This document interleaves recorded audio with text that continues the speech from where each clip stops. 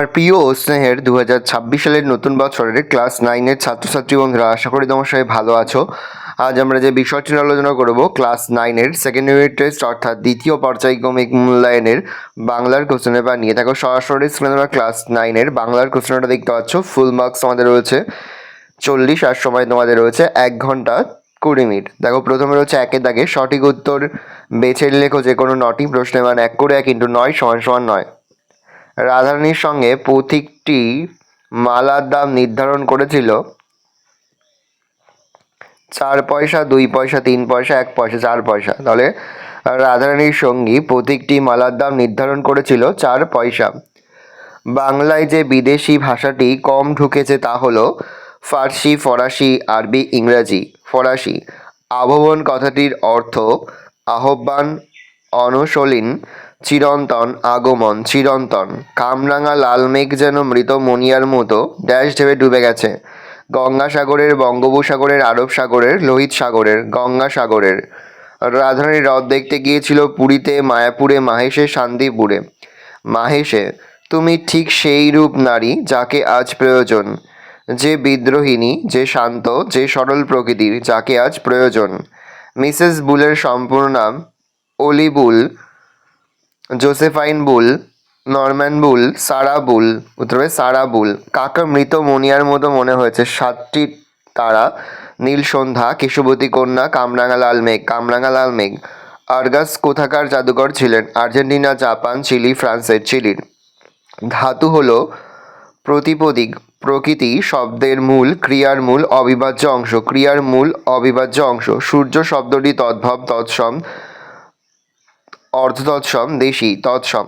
2-এর দাগে কম বেশি 15টি শব্দ উত্তর দাও যে কোনো 8টি প্রশ্নের মান 1 করে 1 × 8 = 8। প্রথম, রাধারানী গল্পে যে নোটের কথা এসেছে তাতে কার নাম লেখা ছিল? রাধারানী গল্পে যে নোটের কথা এসেছে তাতে রাধারানীর নাম এবং দাতা রুক্মিণী কুমার রায়ের নাম লেখা ছিল। বাংলার নীল সন্ধ্যাকে কবি কিসের সঙ্গে তুলনা করেছেন? কেশবতী কন্যার সঙ্গে। একজন প্রকৃত সিংহীর প্রয়োজন। প্রকৃত সিংহী কাকে বলা হয়েছে? মিস মার্গারেট এলিজাবেথ নোবেলকে বিবেকানন্দ প্রকৃত সিংহী বলেছেন। ব্যথিত গন্ধের ক্লান্ত নীরবতা। কার ব্যথিত গন্ধের কথা বলা হয়েছে? ব্যথিত গন্ধের ক্লান্ত নীরবতা। গাছ থেকে খসে পড়া বট ফলের ব্যথিত গন্ধের কথা বলা হয়েছে। নেভে না তার যন্ত্রণা। কিসের যন্ত্রণার কথা বলা হয়েছে? নেভে না তার যন্ত্রণা। এখানে প্রকৃতি থেকে বিচ্ছিন্নতার যন্ত্রণার কথা বলা হয়েছে। ভগিনীবিদ্যার প্রকৃত নাম কি? Margaret Elizabeth Nobel. আমরাও ভিখারি হইয়াছি উক্তিটি কার? আমরাও ভিখারি হয়েছি উক্তিটি রাধারানীর মায়ের। পাখিপর্ণ যন্ত্রটির নাম কি? অর্নিথন। কৃৎপ্রত্যয় কাকে বলে? কৃৎপ্রত্যয়ের অপর নাম কি? ধাতুর সঙ্গে যে প্রত্যয় যুক্ত হয় নতুন শব্দ তৈরি করে তাকে কৃৎপ্রত্যয় বলে। কৃৎপ্রত্যয়ের অপর নাম ক্রিয়া প্রত্যয়। তদ্ভব শব্দ কাকে বলে? যে সংস্কৃত শব্দ নির্দিষ্ট নিয়মে ধারাবাহিক ধ্বনি পরিবর্তনের মধ্যে দিয়ে প্রকৃত ভাষার স্তর অতিক্রম করে বাংলায় গৃহীত হয়েছে সেই সব শব্দকে তদ্ভব শব্দ বলে। হস্ত থেকে হাত। 3 থেকে কম বেশি 60টি শব্দে উত্তর দাও যে কোনো একটি প্রশ্নের মান 3। সংস্কৃত ভাষা আত্মনির্ভরশীল কেন? সংস্কৃত ভাষা সম্পর্কে এই কথা বলা হয়েছে লেখো। সৈয়দ মুজতবা আলী সংস্কৃত ভাষাকে আত্মনির্ভরশীল ভাষা বলেছে। তার মতে কোনো নতুন চিন্তা অনুভূতির প্রকাশের জন্য নতুন শব্দের প্রয়োজন হলে সংস্কৃত ভাষা তা অন্য ভাষা থেকে ধার করার কথা কখনোই ভাবে না। পরিবর্তে নিজের শব্দভাণ্ডারে এমন কোনো ধাতু বা শব্দ খোঁজ করে যার সামান্য অদল বদল করে কিংবা পুরনো ধাতু দিয়ে নতুন শব্দটি তৈরি করা যেতে পারে। এই কারণে সংস্কৃতকে একটি স্বয়ংসম্পূর্ণ এবং আত্মনির্ভরশীল ভাষা বলা হয়েছে। হারায় না তার জীবন থেকে কুন্দফুলের হাসি। কুন্দফুলের হাসি বলতে কি বোঝানো হয়েছে? তা হারায় না কেন? নীরেন্দ্রনাথ চক্রবর্তীর আহ্বান কবিতায় কবি গ্রাম বাংলার সহজ সরল জীবনধারার কথা তুলে ধরেছেন। প্রকৃতিলালিত এই জীবনধারা গ্রামের মধ্যে চিরকাল ধরে বজায় রয়েছে। সেখানে দুঃখ যন্ত্রণা থাকলেও প্রকৃতির স্নিগ্ধ কোনোভাবেই বিষণ্ণ বা বিঘ্ন হয় না। জীবনের সহজ প্রবাহ এবং প্রাকৃতিক সৌন্দর্যে এই চিরকালীনতাকে বোঝাতে হারায় না তার বাগান থেকে কুন্দফুলের হাসি কথাটি ব্যবহার করা হয়েছে।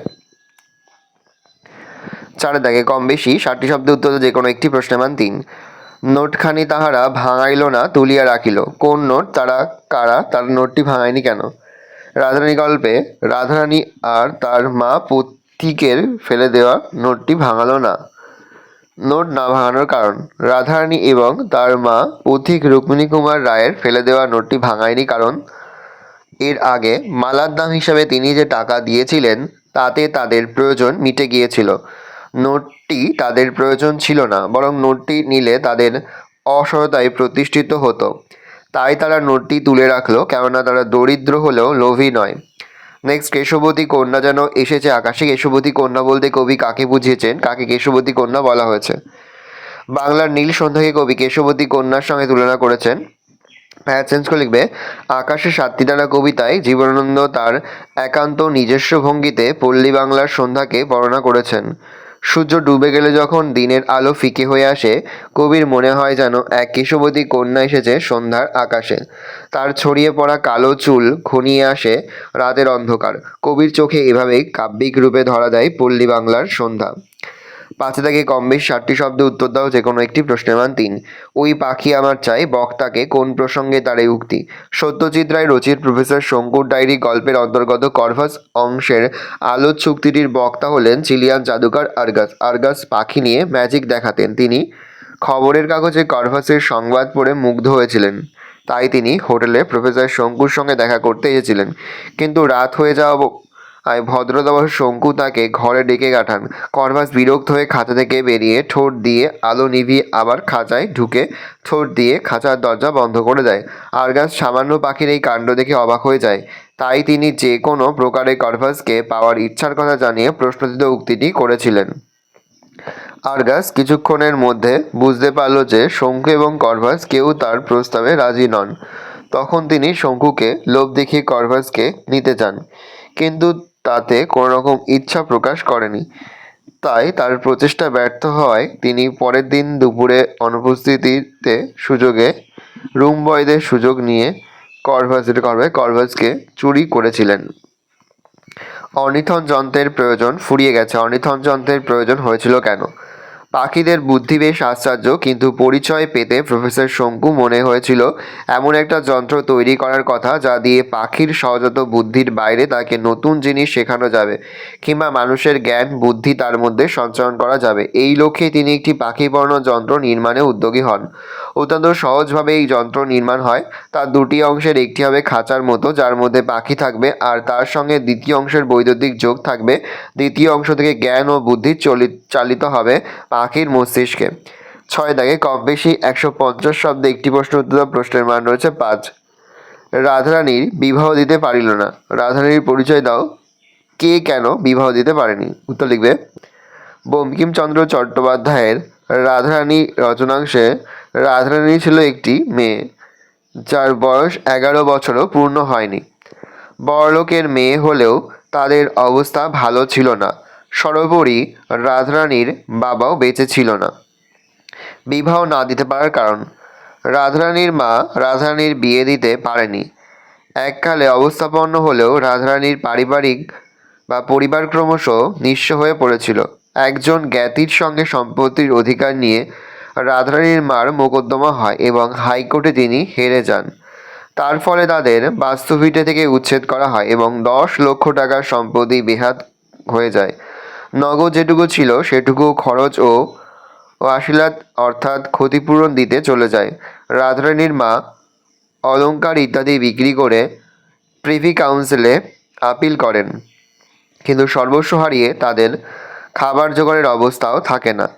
রাধারানীর বিধবা মা একটি কুটিরে আশ্রয় নিয়ে শারীরিক পরিশ্রমের দ্বারা দিন কাটাতে থাকে, কিন্তু এই তীব্র দারিদ্র্যের কারণে রাধারানীর মা রাধারানীর বিয়ে দিতে পারে না। নেক্সট, তুমি ঘরে আসিয়া দাঁড়াও, আমরা আলো জ্বালিয়ে দেখি। টাকা কি পয়সা? বক্তা কখন এই মন্তব্য করেছে? আলো জ্বালার পরের ঘটনা উল্লেখ করো। বঙ্কিমচন্দ্র চট্টোপাধ্যায়ের রাধারানী গল্পাংশে রাধারানীর কাছে তার ফুলের মালা যাবতীয় কথা শুনে পথিক ভদ্রলোকটি সদয় হয় এবং বাড়ির বিগ্রহকে পড়ানোর জন্য মালাটি কিনে নিতে চান। রাধারানী দ্বিধা সত্ত্বেও শেষ পর্যন্ত মালাটি বিক্রি করে। পথিক ভদ্রলোকটি মালার দাম হিসাবে 4 পয়সা দেয়। সেই পয়সা হাতে নিয়ে রাধারানীর বেশ বড় লাগে, টাকা বলে মনে হয়, কিন্তু পথিক ডবল পয়সা বলে রাধারানীকে আশ্বস্ত করে, কিন্তু রাধারানী এতে সম্পূর্ণ ভরসা করতে পারে না। তাই সে নিজের কুটিরের দরজায় উপস্থিত হয়ে পথিককে অপেক্ষা করতে বলে। উদ্দেশ্য ছিল প্রদীপের আলো জেলে মুদ্রাগুলি পরীক্ষা করা। ঘরে তেল না থাকায় রাধারানী চালের খড় টেনে তাতে চকমকি ঠুকে আগুন জ্বালায় এবং দেখে যে তার অনুমানই ঠিক। মালার মূল্য হিসেবে তাকে টাকা দেওয়া হয়েছে, পয়সা না। রাধারানী বাইরে এসে পথিকের খোঁজ করে, কিন্তু দেখে যে সেই ব্যক্তি চলে গিয়েছে। মায়ের কাছে রাধারানী তার কি করা উচিত জানতে চাইলে রাধারানীর মা বলেন যে দাতা ব্যক্তি তাদের দুঃখ শুনে দান করেছে, তাই তারা সেটা গ্রহণ করবে। সাথে থেকে কম বেশি 150 শব্দে উত্তর দাও, যে কোনো একটি প্রশ্নের মান 5। ফুরোয় না, তার কিছুই ফুরোয় না, এখানে কি না ফুরোনোর কথা বলা হয়েছে, কেন কিছুই ফুরোয় না, উত্তরটা দেখে নাও।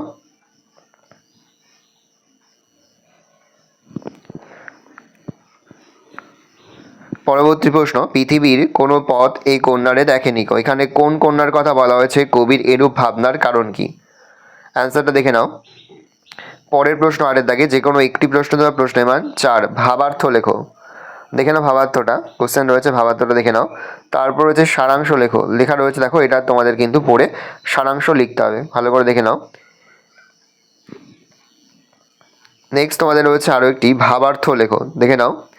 এই রয়েছে টোটাল তোমাদের সেকেন্ড ইউনিট টেস্ট, অর্থাৎ দ্বিতীয় পর্যায়ক্রমিক মূল্যায়নের ক্লাস 9-এর বাংলার প্রশ্নপত্র। ভালো করে প্রশ্নপত্রটা দেখে নাও। আশা করি ভিডিওটা ভালো লেগেছে। ভিডিওটা ভালো লাগলে ভিডিওকে লাইক করে ধরুন, আচ্ছা নতুন হও তাহলে সাবস্ক্রাইব প্রেস করে পাশে বেল আইকন প্রেস করার জন্য নতুন কোনো ভিডিও আপলোড করি সবার ফার্স্ট নোটিফিকেশন তোমরা পেয়ে যাও। আর এই ভিডিওটি তোমার বন্ধু বান্ধবী আত্মীয়স্বজন সবার মধ্যে কিন্তু অনেক অনেক শেয়ার করে দেওয়ার। বছর ক্লাস 9-এ পড়ছে, আমরা কিন্তু দুদিনের মধ্যেই ক্লাস 9-এর প্রতিটি বিষয়েরই কিন্তু সিলেবাস প্রশ্ন এবং নমুনা প্রশ্নপত্র কিন্তু আপলোড করে দিতে এখনও পর্যন্ত সেই ভিডিওগুলো না দেখে থাকো, ভিডিওগুলো কিন্তু তাড়াতাড়ি দেখে থাকো। সকলকে জানাই আগাম পরীক্ষার অনেক অনেক শুভেচ্ছা এবং আশা করি সকলের পরীক্ষায় খুব ভালো হবে। কোনো প্রশ্নের উত্তর লিখতে বা বুঝতে কোনো রকম অসুবিধা হয় তাহলে কিন্তু নির্দ্বিধায় কমেন্ট করে জানাতে একদমই ভুলবে না। ভালো করে দেখে নাও।